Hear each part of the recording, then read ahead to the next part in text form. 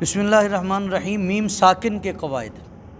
میم ساکن جس طرح نون ساکن نون تنوین کے قاعدے ہیں، جس لام نون را کے پر اور باریک پڑھنے کے قواعد ہیں، اسی طرح میم ساکن کے بھی قواعد ہیں۔ میم ساکن کے 3 قاعدے ہیں: ادغام شفوی، اخفاء شفوی اور اظہار شفوی۔ ادغام شفوی، اگر میم ساکن کے بعد، بڑے غور کے ساتھ، اگر میم ساکن کے بعد میم آ جائے تو پہلی میم کو دوسری میم میں مدغم کر دیں گے۔ میم ساکن کے بعد، میں لفظ بار بار دہرا رہا ہوں، دوسری میم میں مدغم کر دیں گے۔ ہاں، بدلنا نہیں ہے، مدغم کرنا ہے، چھپانا ہے، ملانا ہے۔ اسے ادغام شفوی کہتے ہیں۔ اسے کیا کہتے ہیں؟ ادغام، جیسے وَكَم مِّن، جیسے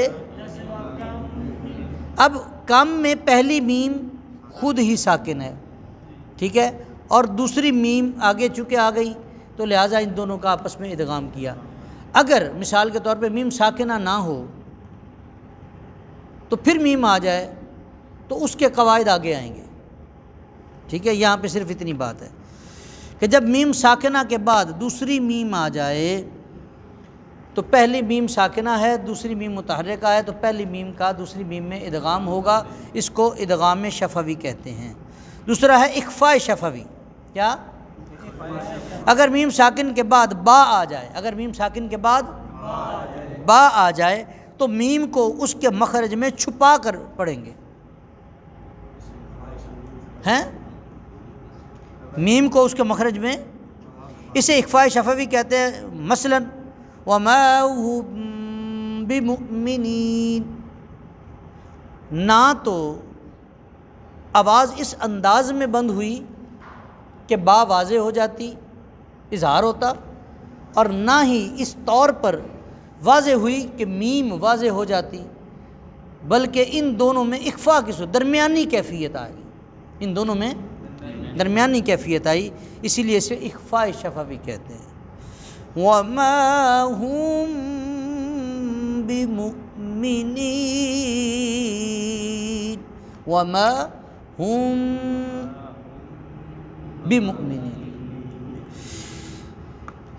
اس کے بعد اظہار شفوی، اگر میم ساکن کے بعد با، میم اور الف، یاد رکھیں جب بھی میم کا قاعدہ آئے گا نا، سب سے پہلے آپ نے کیا دیکھنا ہے کہ اس کے شروع میں با تو نہیں ہے، اس کے شروع میں میم تو نہیں ہے۔ میں نے کہا میم کے بعد ہم نے یہ بعد میں یہ دیکھنا ہے کہ اس کے یہ بعد میں با، میم اور الف کے علاوہ اگر باقی 26 حروف میں سے کوئی بھی حرف آئے گا تو وہاں پہ کیا ہوگا؟ اظہار ہوگا۔ اس کو اظہار شفوی کہیں گے۔ میم کو اپنے مخرج سے ظاہر کر کے پڑھیں گے، میم کو اپنے مخرج سے، مثلا وَهُمْ لَا يُؤْمِنُونَ، وَهُمْ لا، وَهُمْ، اس میں کوئی اور حرف داخل تو نہیں ہوا، کوئی ناک میں آواز تو نہیں گئی، اس بات کا خیال رکھنا ہے۔ الم نشرح، یہاں پہ اکثر لوگ غلطی کرتے ہیں، علم، علم یہ پڑھ جاتے ہیں، یہ غلط ہے۔ ہاں جی، قلقلہ کرتے ہیں، یہ غلط ہے۔ کیا ہے؟ الم نشرح لک صدرک، الم نشرح، ٹھیک ہے۔ اس کو کیا کہیں گے؟ اظہار شفوی۔ اب اس میں ادغام کا اور دیگر کچھ معاملات آگے انشاءاللہ اس کے بعد جو اگلا بیان آنا ہے ادغام کے حوالے سے، اس کے اندر اس کی ڈیٹیل ہے، ادغام کی کتنی اقسام ہیں، ادغام اس میں واجب اور جائز، ادغام مثلین، متجانسین، متقاربین، ٹھیک ہے نا، یہ سارا تام اور ناقص، یہ ساری چیزیں وہاں پہ جب آئیں گی تو آپ پر یہ باتیں پچھلی کھل جائیں گی۔